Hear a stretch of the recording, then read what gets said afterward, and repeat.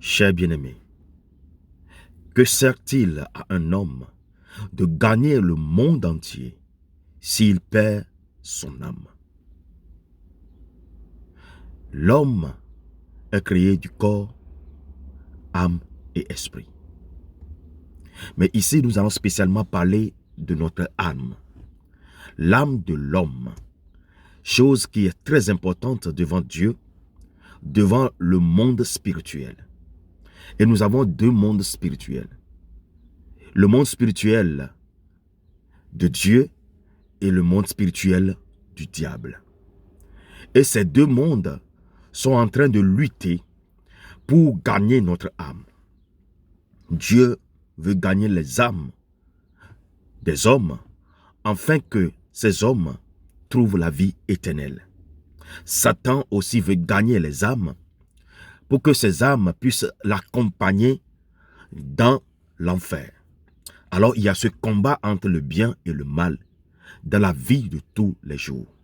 Mais nous les hommes, nous sommes au milieu et ce qui est important, ce qui est la recherche de ces deux mondes, c'est notre âme. C'est pourquoi le Seigneur a été sacrifié sur la croix et la Bible nous dit aussi dans Jean 3,16 que Dieu a tant aimé le monde et il a donné son Fils Jésus afin que quiconque croit en Jésus soit sauvé et qu'il ait la vie éternelle. Le diable aussi aujourd'hui, le prince de ce monde, est en train de lutter fort. Puisque lui, il est déjà condamné pour l'enfer, il veut être accompagné par des autres. Il ne veut pas aller tout seul. Il y a un temps qui est fixé pour lui et il lutte fort pour que, avant que ce temps n'arrive, qu'il gagne beaucoup d'âmes pour l'enfer. Cher bien-aimé, à quoi sert à un homme de gagner ce monde? Quand on nous dit de gagner ce monde, de gagner le monde entier, s'il perd son âme. Le monde entier, comment nous gagnons ce monde? C'est tout ce qui nous attire dans ce monde. C'est le pouvoir, c'est la richesse. Ces choses qui nous attirent dans ce monde, nous luttons pour réussir. Et nous sommes accablés par une inquiétude en permanence. Nous nous inquiétons de notre lendemain.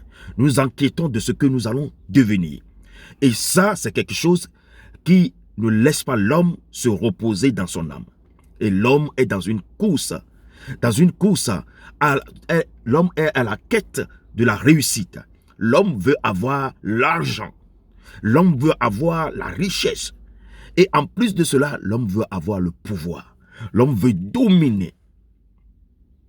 Et ça nous pousse des fois, cette envie démesurée, nous pousse des fois à nous donner à des choses qui ne sont pas dignes.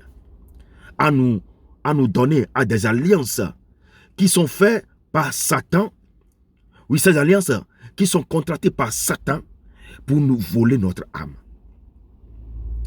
Peut-être parce que tu as trop souffert dans ta vie et tu veux coûte que coûte réussir ta vie. En oubliant que c'est Dieu qui t'a créé, il a un plan pour toi, ta vie. Oui, chaque individu que nous rencontrons, que nous voyons, que nous côtoyons, Dieu a établi un plan sur sa vie. Et ce plan n'est certainement pas un plan de malheur ni de mauvaise santé. C'est plutôt un plan de bonheur et de santé.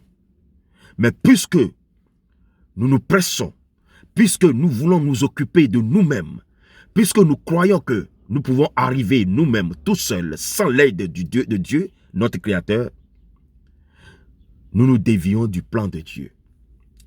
À quoi ça sert de gagner le pouvoir? À quoi ça sert de gagner le monde, la richesse, les royaumes de ce monde?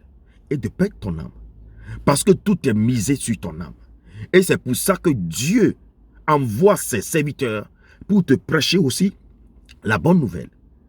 Jésus nous a dit une chose, que si quelqu'un veut gagner sa vie, il va la perdre. Oui, si quelqu'un veut coûte que coûte gagner sa vie, il va la perdre facilement. Parce qu'à partir du moment où tu t'acharnes à gagner ta vie, tu vas risquer beaucoup de choses. Tu seras obligé de te donner à beaucoup de choses qui ne sont pas des choses convenables. Tu vas te donner à des esprits, à des sectes, à des alliances qui ne sont pas des alliances dignes d'un enfant ou bien d'une créature de Dieu. Des alliances sataniques qui vont te présenter, oui, tout l'argent de ce monde, toutes les réussites de ce monde.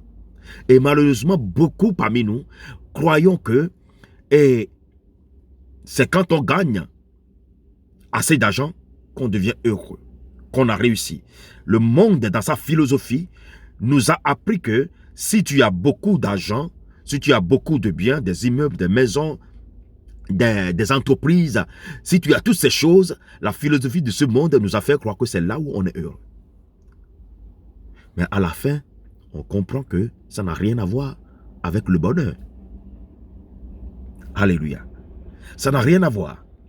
Et les gens sont prêts à vendre leur âme pour réussir dans leurs entreprises, à vendre leur âme pour réussir dans leurs projets, à vendre leur âme, à sacrifier leur âme pour avoir le pouvoir et l'argent.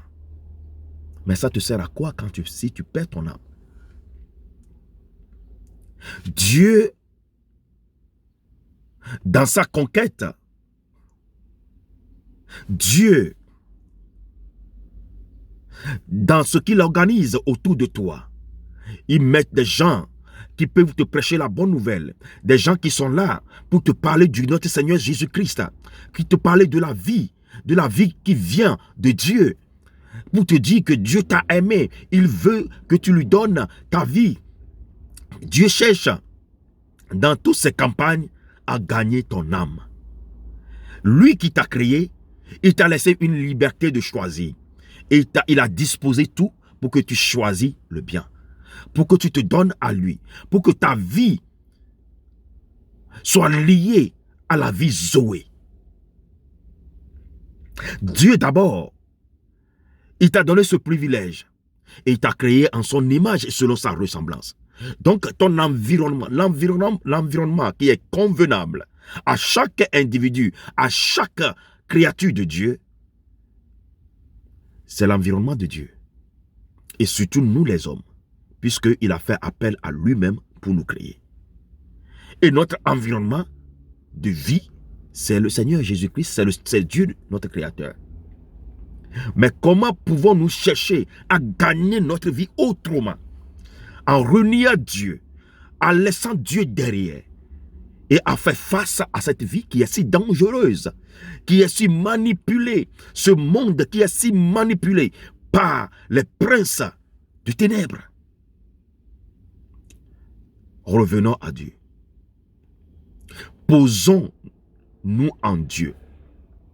Et c'est pourquoi il nous dit, le Seigneur nous dit, venez à moi, vous tous qui êtes fatigués. Il y a plein de monde, il y a du monde, il y a des gens qui sont fatigués. Mais malgré leur fatigue, ils insistent, ils insistent, ils insistent.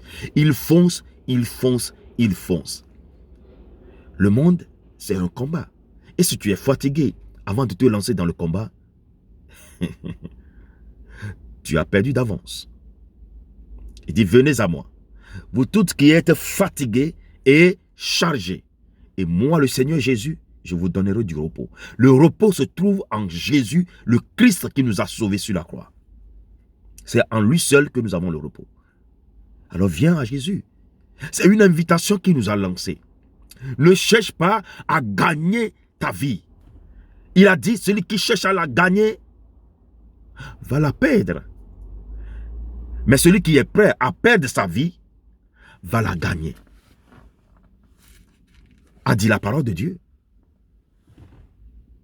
Si tu cherches à perdre, si tu es prêt à perdre ta vie à cause de notre Seigneur Jésus-Christ, car celui qui perdra, celui qui voudra sauver sa vie, Marc chapitre 8, 35, la perdra. Mais Celui qui perdra sa vie à cause de moi, le Seigneur Jésus-Christ,